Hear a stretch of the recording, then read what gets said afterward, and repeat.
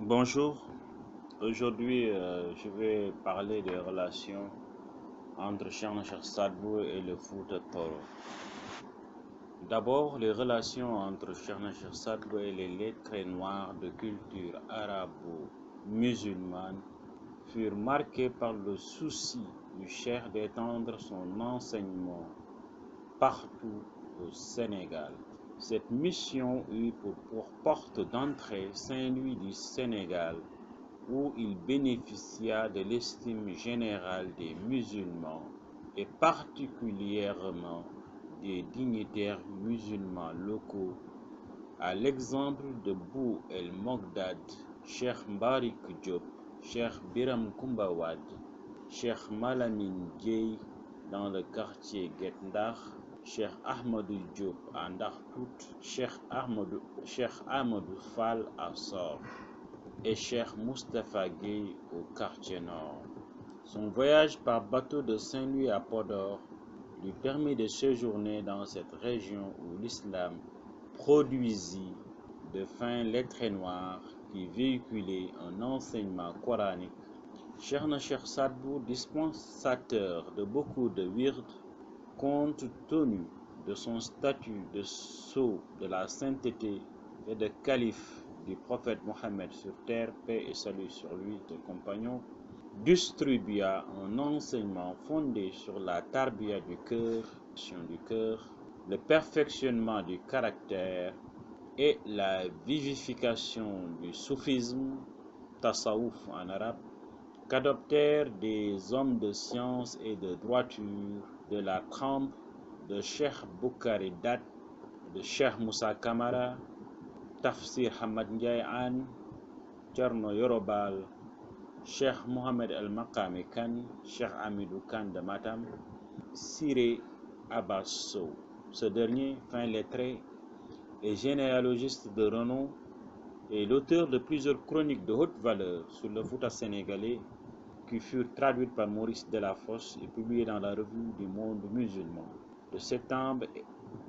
septembre-décembre 1913. Ces hommes dont la plupart reçurent de lui un enseignement et une bénédiction spirituelle, tout en conservant pour la plupart le wird Tidjani. Il faut rappeler que le cheikh de Nimzat maîtrisait tous les wirds et a été un maître par excellence, comme le fut jadis Cheikh Mohamed Fadel Ben Mamin, son maître. Il faut effectivement souligner que le prosélytisme ou appel religieux du cheikh n'était pas uniquement orienté vers les populations noires, adeptes du paganisme et de la philosophie tchédo, mais également vers des personnalités de haut rang, compte tenu de la place qu'elles occupaient dans le domaine des sciences islamiques. C'est ce dont témoigne le professeur Abdelwedud Ould-Cheikh dans sa contribution intitulée Espace confrérique, espace étatique, publiée par le Codex Syria. Contrairement à la vision condescendante qu'en donnent parfois les chroniqueurs et administrateurs français de l'époque et leur hiérarchie albinocratique du savoir,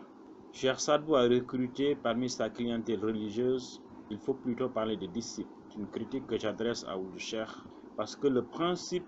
du désintéressement et du renoncement sont contraires à la notion de clientèle propre à la sociologie occidentale d'essence capitaliste. Donc il faut plutôt parler de disciples plutôt que de clientèle étant d'essence weberienne. Donc là, pour continuer la citation, Ould-Cheikh nous dit que Cheikhna Cheikh Sadbou a recruté parmi ses disciples des personnalités intellectuelles noires dont le niveau de compétence arabo-islamique n'avait rien à envier à celui des lettrés musulmans du monde maure, au milieu desquels ils avaient d'ailleurs souvent effectué des séjours. En citant, j'ai bien voulu faire une critique. En conclusion, nous pouvons dire que l'influence du cheikh de Nimzat s'étendait par-delà les deux rives du fleuve Sénégal, conformément à son projet d'islamisation et d'introduction de la Haqiqa Muhammadiyya, constitue le cœur ou noyau de la résistance culturelle face à l'idéologie coloniale qui réussit grâce à la suprématie militaire à mettre fin aux résistances politiques. Nous mettons ici en valeur l'importance, la primauté, l'efficacité de la résistance culturelle sur la résistance. Toutes les résistances armées furent. Cette résistance par la foi, par l'éducation, par la modélisation des consciences a permis donc de venir à bout, à vaincre, à mettre en pièces le projet donc colonial qui voulait façonner l'Africain, les projets initiaux concoctés en France et dans les cercles colonisateurs de l'Occident et qui voulaient faire de l'homme noir un sous-produit de l'homme blanc. Grâce donc à leur charisme, grâce à leur méthode d'éducation, les saints de la trempe de Cheikhna Cheikh Saadou Abihi réussirent leur mission, préservant l'essentiel, l'arrimage aux valeurs intrinsèques de l'être humain, valeurs adossées sur une croyance ferme en un Dieu unique, la vérité de la mission du prophète Mohammed sallallahu alayhi wa sallam, le wasilatul kubra, c'est-à-dire le maître, le grand maître, et qui permet à l'être humain d'être en harmonie avec Dieu et d'être en harmonie. Je vous remercie de m'avoir prêté une attention. Talibouya 009